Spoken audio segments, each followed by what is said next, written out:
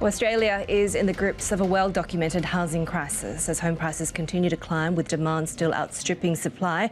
The latest data from property consultancy CoreLogic showing the imbalance driving prices higher across capital cities. Perth led home price gains in August, followed by Adelaide and Brisbane. Our next guest thinks this housing anxiety has turned the great Australian dream into the great Australian nightmare. Joining us now is Kevin Bell, who's the Adjunct Professor at Monash University. He previously served as a Justice of the Supreme Court of Victoria. He's also the author of the book Housing, the Great Australian Right. Kevin, really great to have you with us. And to be fair, we're referring not just to one single crisis, right? You talk about the four aspects of the housing crises that we see in Australia, which is not just affordable dwellings, but also rental, as well as social housing. And then ultimately, you know, all those failures lead to homelessness in a lot of instances. What do you see as being sort of the systemic policy failure here? The systemic policy failure is that government has withdrawn so far from housing as a policy priority, and therefore from the human right to housing as a policy priority, that the system has failed due to underinvestment, undercare across a long period of time, certainly since the year 2000, before that really. Working backwards through the various sectors of the system that you described, homelessness is very large in Australia, 120,000 people plus. That's higher than other countries with whom we compare ourselves.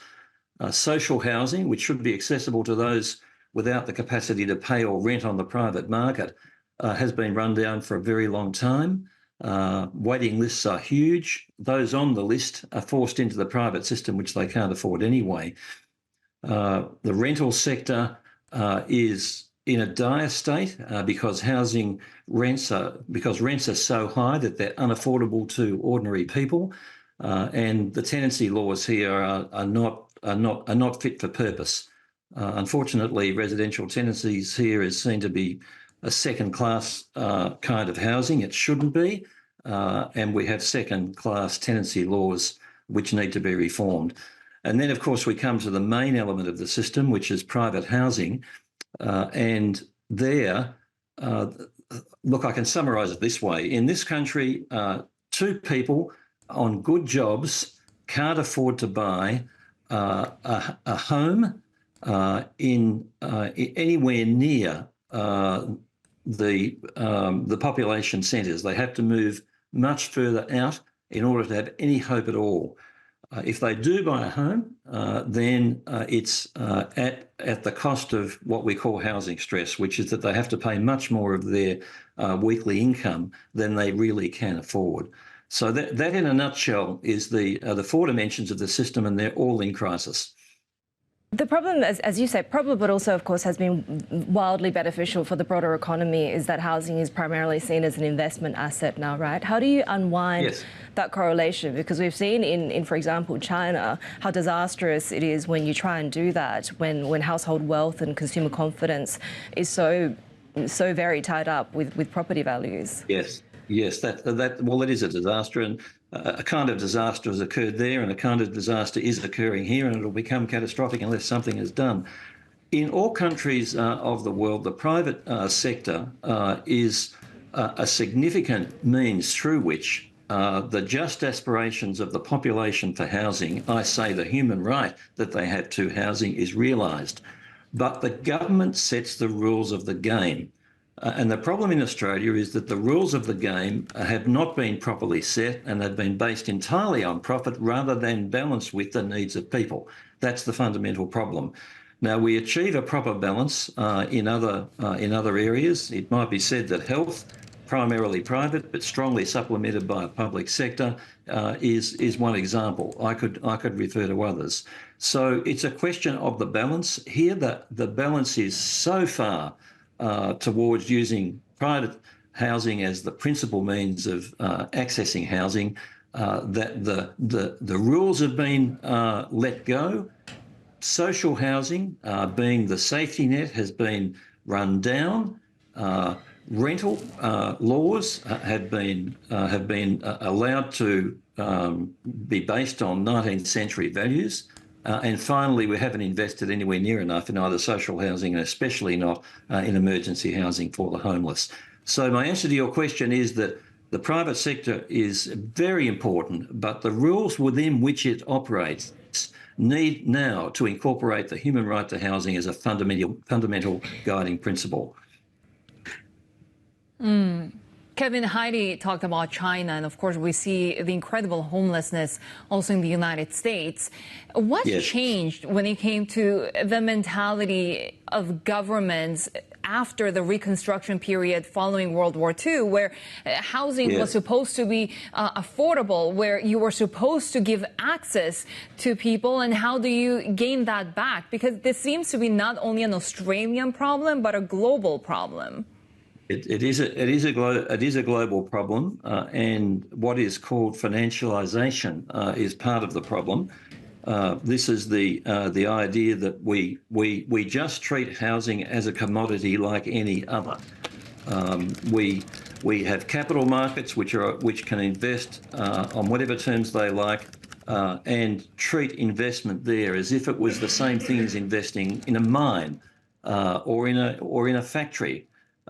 The ultimate responsibility for this happening is, of course, government, because I stress again, government sets the rules of the game. Now, the rules were very differently set in most countries of the world in the post-war period. In that period, housing was seen to have an important economic purpose, which was to enable economies to reconstruct after the dreadful period of war, during which most economies were directed towards the war effort. So in that time, you see a combination, and I think a happy combination, a happy balance between housing as a fundamental social purpose reflected in a human right on the one hand, and the operation of a functioning economy on the other. For a long time, that balance has not existed certainly not in Australia, not in America, and in many other countries, frankly. So that there is a real need for this to be rethought, not just here but elsewhere. And I might say that the UN Special Rapporteurs on the right to housing have been saying this for many years. And Kevin, we saw a government sort of temporarily and aggressively stepping in to really try to mitigate homelessness during the COVID years, right? What needs to change fundamentally in terms of not only policy, but legislation, so some of these changes can endure? Yes, Sherry, that did happen. During COVID, most countries dealt with homelessness because COVID was a threat to their life and our lives. So government stepped in, which shows that it can be done, but it did not endure. Now, what will endure is a legislative approach, and that approach should be reflected in a housing plan, as it is in Canada. I advocate for this in Australia. And that plan can't simply be based on policy because it won't endure if it is. So the answer for which I'm advocating is a national housing and homelessness plan that is based in legislation and developed over time so that the problem can be beaten in the long run. You refer to government investment increasing in Australia in housing, and it is. But it's not enough to solve the problem over the long run. Legislation will be enduring, I think, and more likely to achieve that.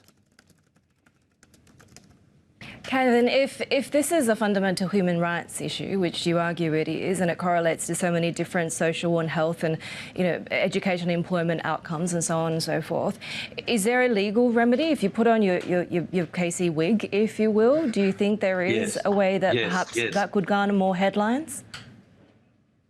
Not in this country. The right to housing or the right to home is not in a national human rights act because we don't have a national human rights act, and we should.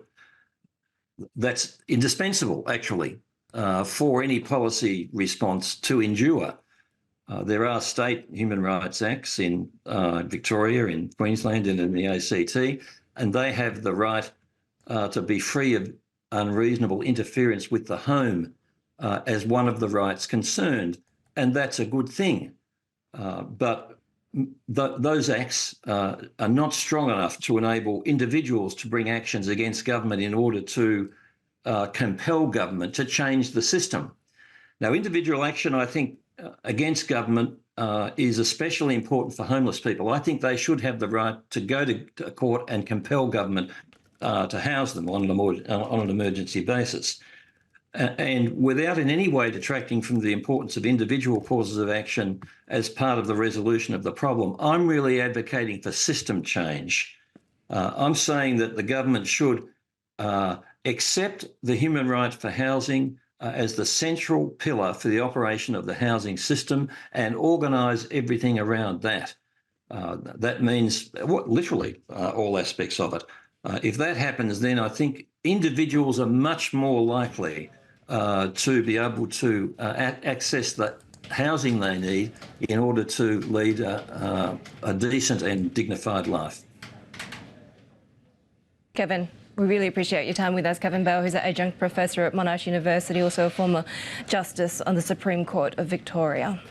Well, the RBA's Deputy Governor, Andrew Hauser, says rates are likely to stay unchanged in the near future because inflation is a bit stickier than in the US. Our Australia economy and government reporter, Swati Pandey, joins us now for more. So the easing cycle is really getting started globally. Australia is behind the curve or just hasn't quite gotten there yet? It looks like Australia is behind the curve. We were late when the inflation broke out globally. It was kind of delayed in Australia. We were slow in raising interest rates. We also raised interest rates at a smaller pace than other countries.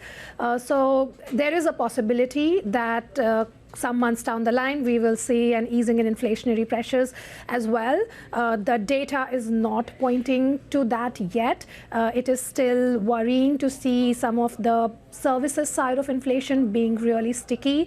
And the RBA's assessment is that demand is still stronger in the economy compared to the capacity to supply. So all those factors mean that interest rate cuts are not in the offing as yet. So inflation has been, as a trend, been cooling. So what does the RBA want to see? So RBA's target is 2 to 3%, and the inflation number, the quarterly number, is around 4%.